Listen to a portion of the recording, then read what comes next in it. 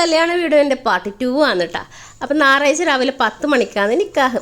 രാവിലെ തന്നെ ഇവിടെ കുറ്റിയടിച്ചിട്ട് കുറേ പേരുണ്ട്. ഇവരെല്ലാം ഫുഡ് കഴിച്ചുകൊണ്ട് നിൽക്കുന്നുണ്ട്. അടുക്കളയിൽ പോയി നോക്കിയപ്പോൾ നല്ല പൊറാട്ടയും ബീഫ് കറിയും പിന്നെ ചിക്കൻ പാർട്സ് കറിയുണ്ട്. പാർട്സ് കറി എനിക്ക് ഇഷ്ടമല്ല, കഴിക്കലില്ല. അപ്പോൾ ബീഫ് കറി ഉള്ളപ്പോൾ പിന്നെ അതിൻ്റെയൊക്കെ പോകണ്ടല്ലാന്ന് വിചാരിച്ചിട്ട് നല്ല അടിപൊളിയായിട്ട് 2 പൊറാട്ടയും ബീഫ് കറിയും കുട്ടി അടിച്ച് ഇങ്ങനെ നിൽക്കുമ്പോൾ ഓരോരുത്തരായിട്ട് വരുന്നുണ്ട് കേട്ടോ. ചെക്കൻ്റെ കൂടെ പോകേണ്ട ഒരു നിക്കാഹിന്. അപ്പോൾ കാറ്ററിങ്ങിൻ്റെ പിള്ളേർ വന്നിട്ട് അവരെ പണിയെല്ലാം എടുക്കുന്നുണ്ട്. കാറ്ററിംഗ് പിള്ളേർ വന്നുകൊണ്ട് തന്നെ സപ്ലൈക്ക് മെനക്കെടണ്ടെന്ന് ഉറപ്പായി. അപ്പോൾ കുറച്ച് പിള്ളേർ ഒരു 4-5 പേര് ഇങ്ങനെ ഡ്രസ് കോഡായിട്ട് നിന്നിട്ടുണ്ട്. അതിലെൻ്റെ ചെറിയ മോനും ഉണ്ട് കേട്ടോ. ആൾ നല്ല ഉറക്കാണ്. ഡ്രസ്സും മാറ്റിയിട്ട് ആദ്യം പിന്നെയും കിടന്നുറങ്ങി.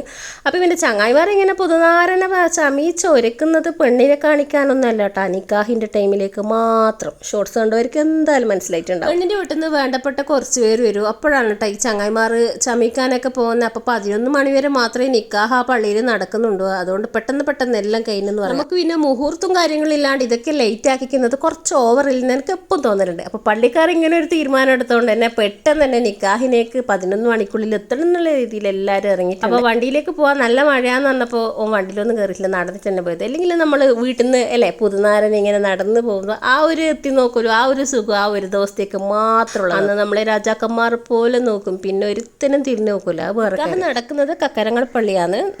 പുറത്തുള്ളവർ കക്കരംകളങ്ങര പള്ളി എന്ന് പറയും. അപ്പോൾ കുളമൊക്കെ ഉള്ള ഒരു പള്ളിയാണ്. അപ്പോൾ നല്ല അടിപൊളി ലുക്കിൽ ചെക്കൻ നിൽക്കുന്ന കണ്ടാ നല്ലോണം നോക്കിക്കോട്ടാ, ഈ കോലത്തിൽ കാണൂല. അത് തലേന്ന് രാത്രി തന്നെ നിങ്ങൾക്ക് പാർട്ട് 1 കണ്ടവർക്ക് മനസ്സിലായിട്ടുണ്ടാവും. തലേന്ന് രാത്രി എന്തിനാ ഈറ്റിങ്ങൾ ഇവനെ പിടിച്ച് കൊണ്ടുപോയിട്ട് ആ ഡയലോഗുകളൊക്കെ എന്നുള്ളത്. അപ്പോൾ ബിസ്മിയും കൂട്ടിയിട്ട് തുടങ്ങിയിട്ടുണ്ട്. അപ്പോൾ കല്യാണം കഴിഞ്ഞവർക്ക് ഇവിടെ നല്ല ഇൻട്രസ്റ്റ് ആയിരിക്കും. കാരണം ഇനി നമുക്ക് പണി കിട്ടൂലല്ലോ എന്നുള്ളൊരു ആത്മവിശ്വാസം ഇവരുടെ മുഖത്ത് നല്ലോണം നാം കാണുന്നുണ്ട്. കല്യാണം കഴിയാത്തവർ ബേക്കിലേക്ക് മാറി നിൽക്കുന്നുണ്ട്. ഇനി നമുക്കിട്ട് ഇങ്ങനെ കുറച്ചെങ്കിലും പണി കുറഞ്ഞ് കിട്ടട്ടെ എന്ന് വിചാരിച്ചിട്ടായിരിക്കും മാറി നിൽക്കുന്നത്. എന്നാലും ഇവനൊരു നിക്കാഹിന് പോലും പോകാത്ത ഇവനിക്ക് ഈ പണിയാണ് കിട്ടിയിട്ടുള്ളതെങ്കിൽ എന്തായാലും അവർക്കും പണി കിട്ടും. പെണ്ണിൻ്റെ വീട്ടിലാണെന്നല്ല ചെക്കന് റൂം കൊടുക്കുക. ആ റൂമിലേക്ക് ചെക്കൻ കയറും.